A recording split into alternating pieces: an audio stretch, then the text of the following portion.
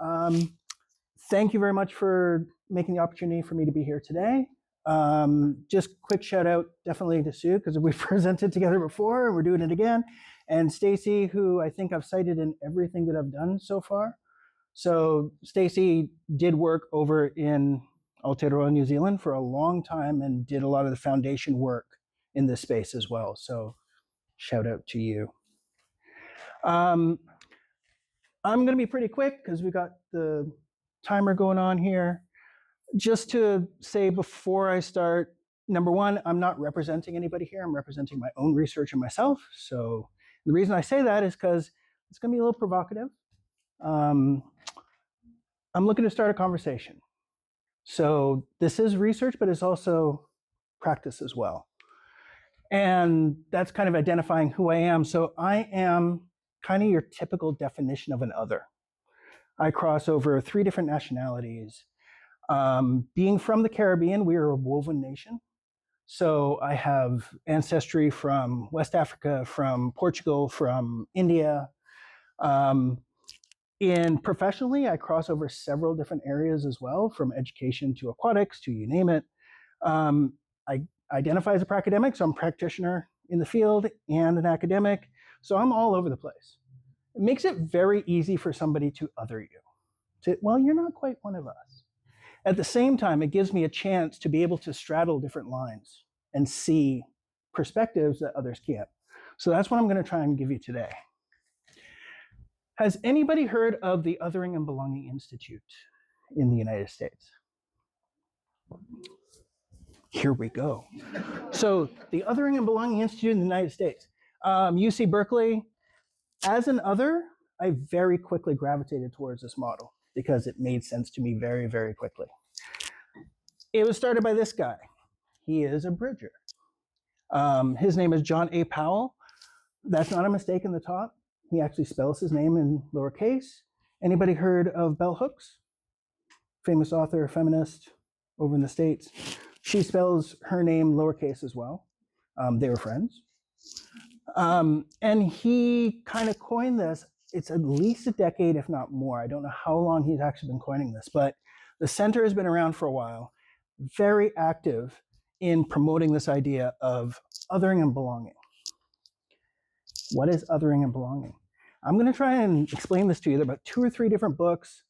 I do have references at the back, so you can look it up yourself. I'm going to try in less than a minute. Othering and belonging. They look like 2 polar opposites, but they're actually not. It's a continuum. The idea of being the other, being the outsider, not quite fitting in. It doesn't mean discrimination. It doesn't mean racism, but it can. The nice thing about othering as a model is that it encompasses everything, from gender to financial to you name it. Basically, what it's saying is that you don't quite fit in, you don't quite belong. Belonging, the opposite. And then you've got this continuum. I'm putting this here because this was identified by some international students that I work with. They coined this phrase, the invisible wall. People are nice in Aotearoa New Zealand. People are very friendly, but I can't get close to them. There's something that's keeping us from actually being friends or being belonging in the community. We can't put our finger on it. They called it the invisible wall. John A. Powell, not exactly the same thing, but he talks about the circle of human concern.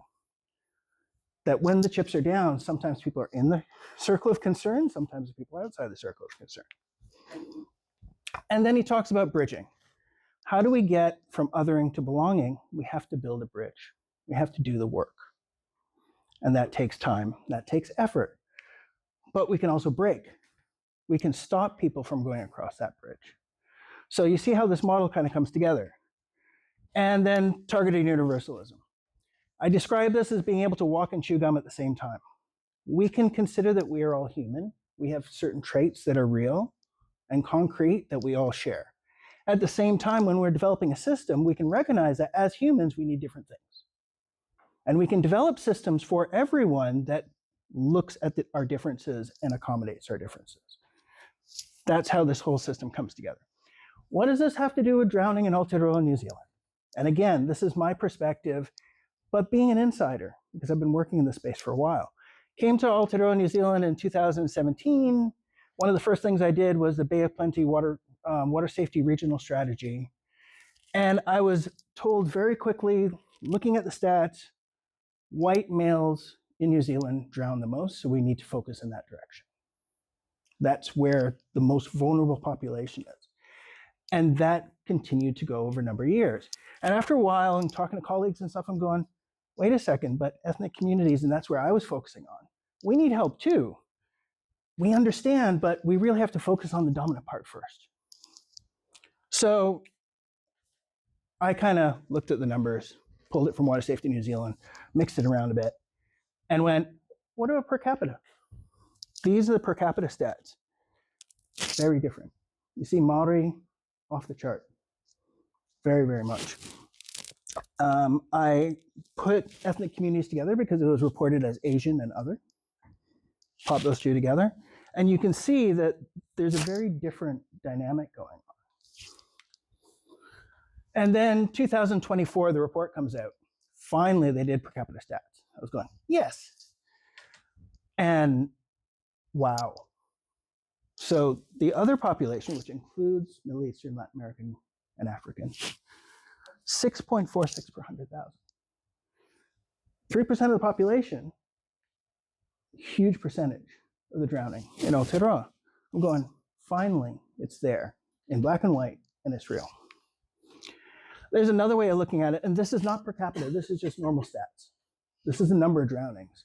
And if you look at that pie chart, remembering New Zealand European is still the dominant group in Aotearoa. And looking at all the other ones, look at the other category. You can actually see it visually. And this is the per capita in a bar graph. So this hits me viscerally. I'm going, it's there. And then I read through the report. The other category, including Middle Eastern, Latin American, African, rates at 6.46 per 100,000, according 12% of the deaths, 9 deaths in total. However, this group only comprises 3% of the population. Now, you could take this two ways, right? You can say, it's only 3% of the population, this is horrible. Or it could be only 3% of the population, we gotta focus on the majority. How do you figure that out? A little bit of discourse analysis. I'm not saying I did an analysis, but you read through and you're kind of going, okay, what are they actually trying to say? In the rest of the report, they do not address that at all. The closest they come to is high-risk groups. You can actually see it, and in all the outcomes and the major stuff that they're reporting, this is not highlighted as a 5-alarm fire, we need to do something about this. Again, this is my perspective, because remember, I'm another. So, and there are other reports around Aotearoa as well, which report differently, and some are more and some are less in that space. Asian is often used as the next line. We really need to support Asian communities. But as you see from the stats, all the other communities who are not Asian are at huge risk, but they're all often not the targets of a lot of the stuff that we're doing. So this is the press release from Water Safety New Zealand. Drowning deaths down, how New Zealand is leading the charge. That makes me feel away because they haven't recognized that huge disparity. And in a lot of the media stuff I went through, that disparity was not recognized. It was actually, we're doing well, but we still need to work on it. So taking an autoethnographic approach, and this is where I have a unique insight because I've been in this for the past 8 years or so, 7 years. And I've been advocating for ethnic communities and other communities in this space. And when I say, when you're sitting across the table from somebody and they look you in the eye and they say, I'm really sorry, but we can't actually focus on ethnic communities right now. And I look and I go, did you notice who you're talking to? Did you miss it? These are my communities. I am an other. Why are you telling me that you don't want to focus on what I'm doing? And that's been happening over and over and over again on the inside. And I think if I did a critical discourse analysis, you'd actually see it in the documentation. Foreshadowing. A lot of these other things are things that I've been actually hitting up on, different excuses, different things. That was all happening in the background. It's not stuff that's published. 2 minutes. Okay, we're going faster. Connecting to theory, as was mentioned, you got to connect to theory if you're actually going in this direction. I'm moving in the critical theory direction. A lot of these things. Very quickly, Nigel Bigar. If you're going to read his stuff, get something that soothes you and keeps you from getting angry, because he's a pro-colonist. But we need to understand what those arguments are, because a lot of that kind of argument is coming up when I'm speaking about these kind of things. Very quickly, Alyssa Eldridge over in Australia, working with Aboriginal and Torres Strait Islanders in health. When I read her thesis and read her work, I see a lot of what I'm dealing with. And here, Rachel Tapoera, is doing some fantastic work here with in the African space. Again, I'm seeing a lot of what I'm dealing with. Very quickly, Stuart Hall, Race to Floating Signifier. I've actually published on this. One of the frameworks that we could possibly use to start thinking about how we use race and ethnicity in research, because I think that's one of the areas where we're falling down. What is ethnicity, and are we using it correctly? I said I was going to look at a framework. This is the framework I'm playing with. And then the bridging, looking at the othering and belonging framework and how we can use that to actually reflect on what we're doing. So for me, we're all supposed to play a part. This is Water Safety Month. We're all supposed to be playing a part. Who's deciding who plays what part is one of the questions I'm asking. I want to go into autoethnography and critical discourse analysis. Both are strong in their own right. Putting them together will probably give us a better picture of what's going on.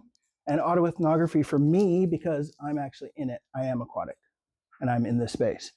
But that's where we need your help as well, because from the health space, from different spaces, we need the experts to be able to step in and go, hey, we have a good idea what ethnicity is. We can help you. And cultural supervision. Why don't we do cultural supervision for other communities? I haven't quite figured that one out yet. We do it for Maori, definitely. We do it for Pacific peoples. But when we're dealing with another space, do we do it or do we not? I'm not sure. That's actually a question I could put out. And then the last thing, this is not a logo. This is just something I did because I actually believe in this. The whole belonging thing actually goes back to the Othering and Belonging Institute. But I've been doing this for 30 years, believing that water connects us. And it's pretty much panned out. And now that I go through the history and I go through the research, I start to see why, because it is my own heritage and my ancestry which creates that connection and allows me to connect with others. And I've done it all over the world. So in this space at this time, we need to come to a point where maybe this is the middle ground where we can actually start having a conversation and getting along. And that's QR code to all the references for this, and that's me.